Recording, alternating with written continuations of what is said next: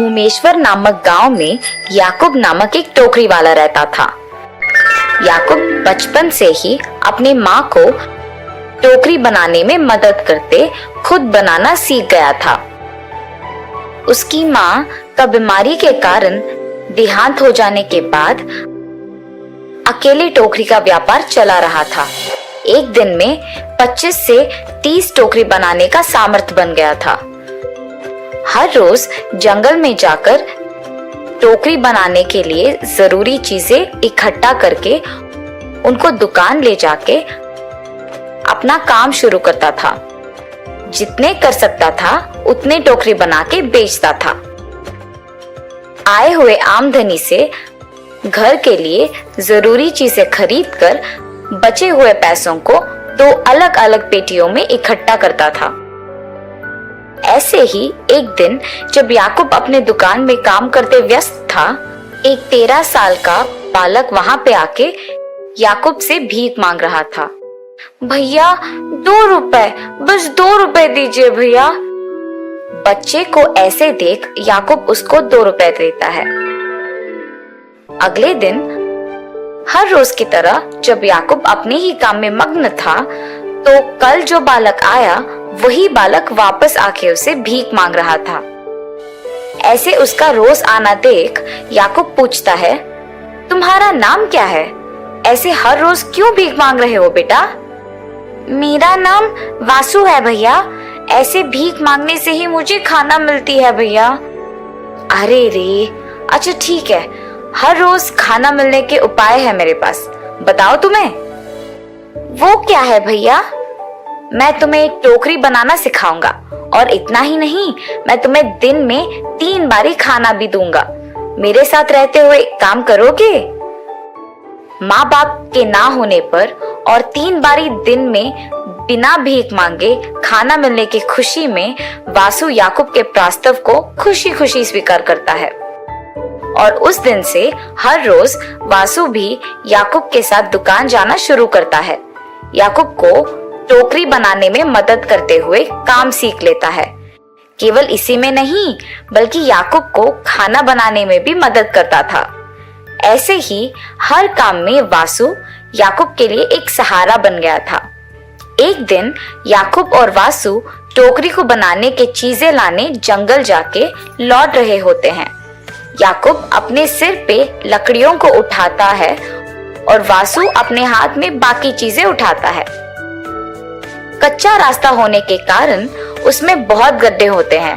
याकूब अपना संतुलन खो देता है और नीचे गिर जाता है। याकूब को नीचे गिरे हुए देख वासु परेशानी में मदद के लिए इधर उधर देख के चिल्लाता है। एक रिक्शा मिलने पर उसमें याकूब को अस्पताल ले जाता है। डॉक्टर याकूब की चिकित्सा करने के बाद उसके कमरे में आके कहते हैं, याकूब का बायां हाथ टूट गया है। उसे लगभग 6 महीने आराम की आवश्यकता है और उसे कोई काम नहीं करना चाहिए। उसे सख्ती से आराम कराना चाहिए। याकूब को हॉस्पिटल से लेके आने के दिन से हर रोज वासु उसका बहुत ख्याल रखता था और भगवान से प्रार्थना करता था कि याकूब जल्दी से ठीक हो जाए। ऐसे ही दिन गुजर जाते हैं। बचाई गई सभी पैसे याकूब के अस्पताल के बिल, दवाइयाँ, घर के बिलों पर खर्च किए जाने पर और सारी बचत सिर्फ 2 महीने में खत्म हो जाने पर उन दोनों को पता नहीं चलता है कि आगे क्या करें। मैं वापस काम शुरू कर देता हूँ। हमारे पास खाने के लिए तक पैसे नहीं हैं। आपकी चिकित्सा को हुए कम से कम 2 महीने भी नहीं हुए पूरे। जब तक आप 6 महीने तक आराम नहीं करेंगे, तब तक आप पूरी तरह से ठीक नहीं हो पाएंगे। ऐसे कहकर वासु घर के बाहर आकर सोचता है, हमें याकूब जी के दवाइयों और घर के बिल के लिए पैसे चाहिए। क्या किया जाना चाहिए? उसी समय पर उसको अपने घर के सामने 4 बच्चे भीख मांगते हुए नजर आते हैं। वो देख वासु, मुझे भी याकूब जी ने भीख मांगने की स्थिति से टोकरी बनाने की स्थिति तक ले आए। उसी तरह मैं इन बच्चों को टोकरी बनाना सिखाऊंगा और इनका मदद करूंगा तब इससे हमें पैसे मिलेंगे और हम याकूब जी के लिए दवाइयाँ ले सकेंगे। ऐसे सोचकर वासु उन बच्चों के पास जाता है। ऐसे भीख क्यों मांग रहे हो? बिना भीख मांगे तुम्हें हर रोज खाना मिलने का उपाय मेरे पास है। मेरे साथ आओगे? 3 बारी खाना खाने की आशा में बच्चे वासु का कहना सुनकर आते हैं और टोकरी बनाना सीखने के लिए आते हैं। वासु उनको सिखाने के लिए अपनी तरफ से बहुत कोशिश करता है, मगर वो बच्चे श्रद्धा नहीं होने पर सीख नहीं पाते और अंत में उन्हें सिखाने के दौरान वासु खुद कुछ टोकरियां बनाता है और जो पैसे उससे मिलता है उसे बचाता था। ये सब देख के वो बच्चे कोई ना होने के समय पे आके वो पेटी खोल के पैसे लेके वहां से भाग जाते हैं। हर रोज की तरह जब वासु दुकान खोलने आता है तो देखता है कि दुकान पहले से ही खुली हुई है। अंदर किसी के ना होने पर परेशान होता है और अंदर जाता है। पैसों के पेटी थोड़ा खुला होने के कारण वो उसे पूरी तरह से खोलता है और उसे खाली देख के वो घबरा जाता है। फिर वो समझता है कि निश्चित रूप से उन 4 बच्चों ने ही लालच के कारण पैसे चुराए होंगे। वो हर जगह उन्हें खोजता है, सभी गलियों में, लेकिन वे कहीं नहीं मिल रहे थे। इसके साथ वो घर लौटता है, बहुत निराश होते हुए। रोते हुए घर आए वासु को देख, क्या हुआ वासु, क्यों रो रहे हो? गलती हो गई याकूब जी, मुझे माफ कीजिए। क्या हुआ वासु, ये तो बोलो।